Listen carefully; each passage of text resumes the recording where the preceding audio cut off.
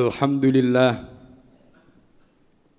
nahmaduhu wa nasta'inuhu wa nastaghfiruh wa na'udzu billahi min shururi anfusina wa min sayyiati a'malina may yahdihillahu fala mudhillalah wa may yudlil fala hadiyalah.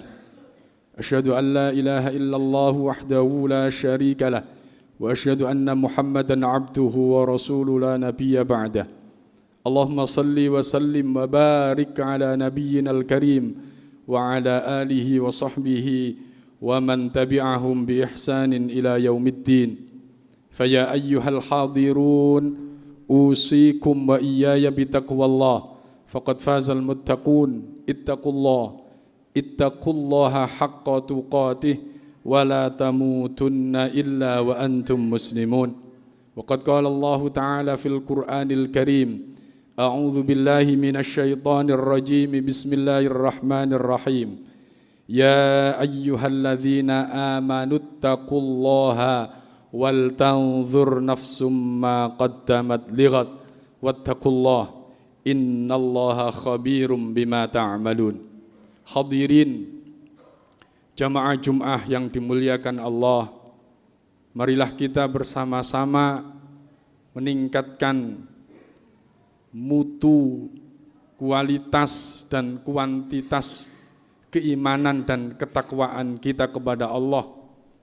Seiring dengan berjalannya waktu, maka semoga di penghujung hidup kita nantinya kita menjadi hamba-hamba Allah yang sempurna iman dan ketakwaannya, karena senantiasa mengingat akan nasihat imam khotib Jum'ah yang selalu mengingatkan untuk meningkatkan keimanan dan ketakwaan kita. Satu garansi bagi kita, setiap hari Jum'ah kita selalu diingatkan oleh imam, oleh khotib untuk meningkatkan keimanan dan ketakwaan, dengan harapan bagi kita semuanya, semoga kita di akhir hidup kita akan membawa keimanan dan ketakwaan yang sempurna. Hadirin jamaah Jum'ah rahimakumullah, di penghujung tahun 2022, mungkin kurang 2 hari lagi kita akan menapaki tahun 2023. Ini berarti usia kita bertambah. Semoga dengan tambahnya usia ini diikuti pula dengan bertambahnya ilmu bagi kita untuk menyempurnakan amal-amal ibadah kita. Dengan tambahnya usia ini bertambah pula amal ibadah kita, sehingga bekal yang kita bawa akan semakin banyak. Karena hadirin jamaah rahimakumullah, di akhir daripada kehidupan kita adalah kematian. Yang itu semua amal ibadah itulah yang akan kita bawa. Hakikatnya usia kita bertambah, tetapi umur kita malah mengurang. Usia kita tambah 1 tahun, tapi umur kita berkurang 1 tahun. Oleh karena itu, dalam kesempatan yang baik ini, saya akan menyampaikan nasihatnya malaikat Jibril kepada Rasulullah. Dan mungkin kita akan menjadikannya itu sebagai nasihat untuk kita, untuk menapaki tahun 2023. Apa itu nasihatnya malaikat Jibril kepada Rasulullah? Ya Muhammadu, isma syi'ta fa innaka mayyitun wa ahbib man syi'ta fa innaka mafariquhu wa'mal ma syi'ta fa innaka majziyun bih. Yang pertama, Rasulullah mendapatkan nasihat dari malaikat Jibril, isma syi'ta, hiduplah sesukamu. Ini akan menjadi nasihat bagi kita. Mungkin di 2022 kemarin kita hidup sak enake dhewe.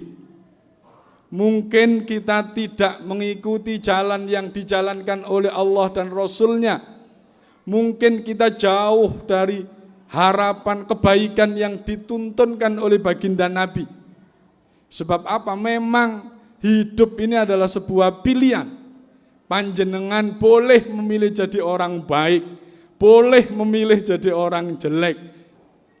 Panjenengan bisa beramal yang baik, beramal buruk, isma syi'ta, sakarmu. Tetapi hadirin jamaah rahimakumullah, ingat dari hadis berikutnya, fa innaka mayyitun. Berarti kebebasan itu masih ada batasnya. Sebab apa? Diingatkan, fa innaka mayyitun. Sesungguhnya kamu akan mati. Bedanya orang yang beragama dengan orang yang tidak beragama. Orang yang tidak beragama, kematian itu adalah akhir dari segala-galanya. Tetapi orang yang beragama, utamanya agama samawi, orang Muslim, orang Kristen dan lain sebagainya, mereka memandang bahwasannya kematian adalah awal dari kehidupan yang abadi selama-lamanya. Dan kematian hadirin jamaah rahimakumullah itu adalah sebuah keniscayaan. Kullu nafsin dha'iqatul maut, bahwa setiap orang itu akan mencicipi mati. Aina ma takunu yudrikumul mautu walau kuntum fi burujim musyayyadah. Panjenengan lari kemanapun, bahkan di tembok yang setebal apapun, di bunker apapun, kalau sudah waktunya, idza jaa ajaluhum, ketika ajal sudah datang, maka tidak akan bisa maju dan tidak akan bisa mundur. Oleh karena itu hadirin jamaah rahimakumullah, bagi orang muslim, bagi orang yang beragama, kematian itu adalah awal daripada kehidupan yang panjang. Yang kehidupan panjang setelah kematian itu adalah untuk kita mendapatkan balasan dari kehidupan dunia itu. Oleh karena itu, Kanjeng Nabi bertanya kepada para sahabat, wahai para sahabat, tahukah kamu orang yang cerdas itu? Rasulullah menyampaikan, al-kayyisu man dana nafsahu wa amila lima ba'dal mauti. Orang yang cerdas itu adalah orang yang bisa membangun dirinya, bisa mengevaluasi hidupnya, dan menyiapkan amal ibadahnya untuk persiapan kematiannya itu. Sehingga hadirin jamaah rahimakumullah, kalau tadi di awal dikatakan isma syi'ta, hiduplah sesukamu, itu batasannya adalah bahwa kamu nanti akan mati. Tapi bagaimana konsep kita hidup untuk kita mempersiapkan kematian itu adalah marilah kita menyiapkan diri kita beramal ibadah untuk persiapan kematian itu. Itulah pesan yang bisa disampaikan oleh Rasulullah dalam hadis ini. Yang kedua hadirin jamaah rahimakumullah, wa ahbib man syi'ta fa innaka mafariquhu. Cintailah siapapun yang kamu sukai. Kamu mencintai istrimu secinta-cintanya. Kamu mencintai anakmu secinta-cintanya. Kamu mencintai dunia secinta-cintanya. Apapun yang kalian cintai boleh-boleh saja. Tapi ingat hadirin jamaah rahimakumullah, ada batasannya. Diingatkan oleh malaikat Jibril, fa innaka mafariquhu, bahwa kamu akan berpisah dengan itu.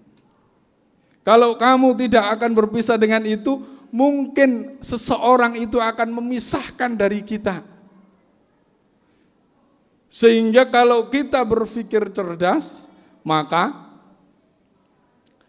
kita tidak akan buta mencintai sesuatu itu.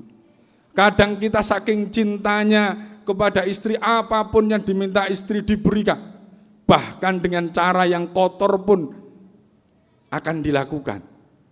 Saking cintanya kepada anak, memberikan apapun yang diminta oleh anak tidak terukur, bahkan tidak terukur pula dengan kemampuan kita, sehingga kita dengan jalan-jalan yang kotor pun kita akan memberikan rizki kepada anak. Padahal ingat, fa innaka mafariquhu, panjenengan akan meninggalkan mereka atau panjenengan ditinggal mereka. Sementara panjenengan harus mempertanggungjawabkan kekotoran panjenengan karena pingin memberikan kepuasan kepada orang yang sangat panjenengan cintai tadi. Lantas apakah kita tidak boleh, Pak, memberikan kepuasan kepada orang yang kita cintai, memberikan ekspresi kecintaan yang lebih kepada dunia dan lain sebagainya? Kecintaan yang ada di dunia ini boleh saja, tetapi satu yang mungkin perlu kita ingat, bahwa kecintaan yang didasari karena Allah. Cinta kita kepada anak dan istri kita didasari karena cinta kita kepada Allah. Sehingga apapun yang kita berikan kepada anak dan istri, ekspresi cinta kita kepada anak dan istri itu adalah sebatas memang itu amanah. Sehingga ketika amanah itu dipanggil oleh Allah, dipisahkan dari kita, maka kita tidak akan kiayang. Kita tidak akan sampai stres dan lain sebagainya. Kenapa? Yang memang milik Gusti Allah.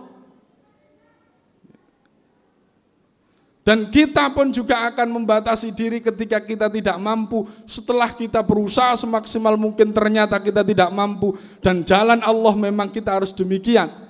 Dengan kesabaran kita memberikan layanan kecintaan kita kepada istri dan anak, maka cukup itu mungkin bukti daripada ekspresi kecintaan kita kepada anak istri, bukan dengan jalan yang salah, dengan menerabas apapun yang digariskan oleh Allah dan Rasul-Nya dengan berlaku yang kotor. Sebab apa? Ketika kita meninggalkan mereka, bisa jadi istri kita diambil orang. Bisa kita anak yang kita bangga-banggakan, setelah itu diambil oleh anak orang untuk dijadikan istri ataupun suaminya, terus lupa dengan kita. Oleh karena itu, sewajar-wajarnya.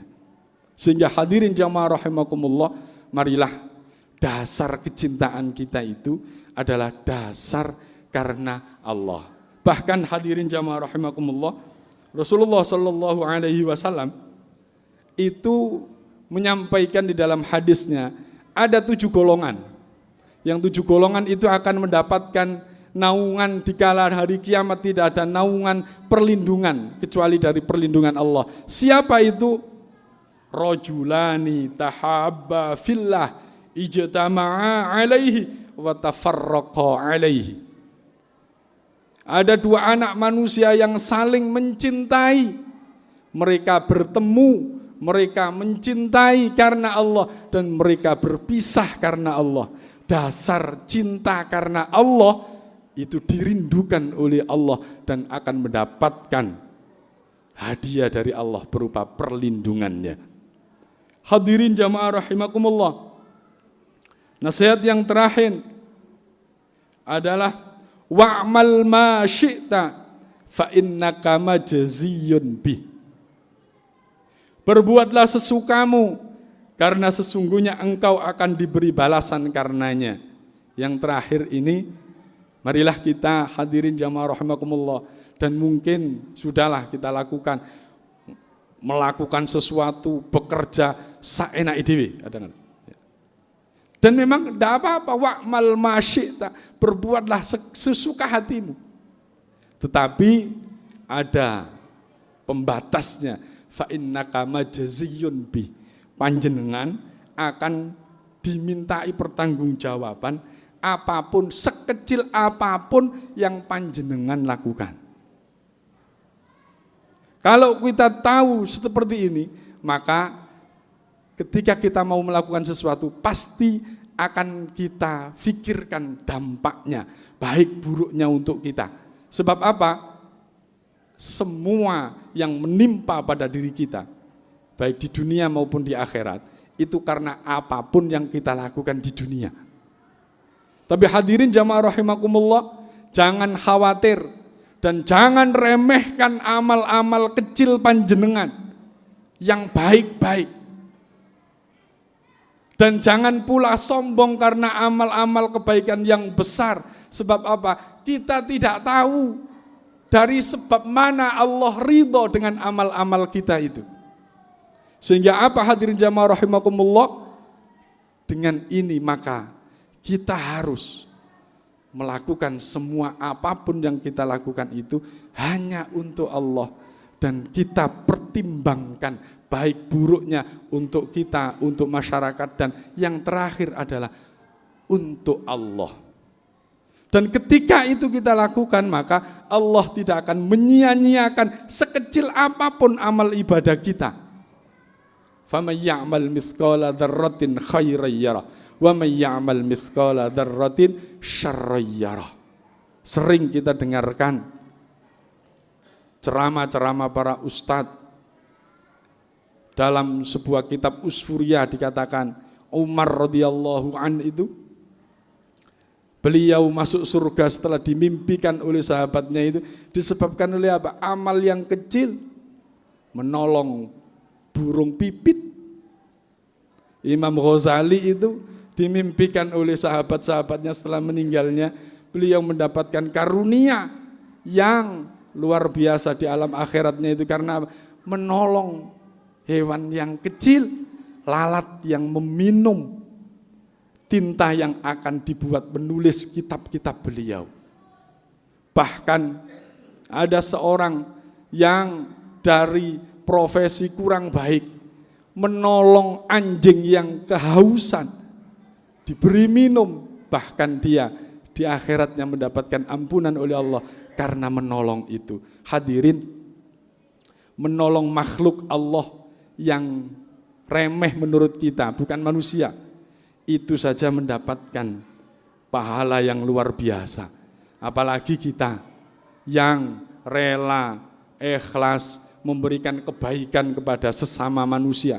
Kebaikan tidak harus kita berikan berupa uang, tetapi kebaikan berupa apapun yang bikin orang lain itu ridho dengan kita. Dengan senyuman, ridho orang itu pahala bagi kita. Dengan sapaan orang ridho dengan kita, pahala bagi kita. Oleh karena itu hadirin, di akhir yang kami sampaikan, marilah tahun 2023 ini kita isi kehidupan kita ini dengan kebaikan-kebaikan. Kenapa? Karena kita akan mati. Kenapa pula kita harus mengisi dengan kebaikan-kebaikan? Karena inilah yang akan menjadi teman kita ketika kita ada di akhirat. Hadirin jamaah rahimakumullah, semoga manfaat bagi kita semuanya. Bismillahirrahmanirrahim. Al-'asri innal insana lafi khusrin illa alladzina amanu wa 'amilus solihati wa tawassaw bil haqqi wa tawassaw bis sabr.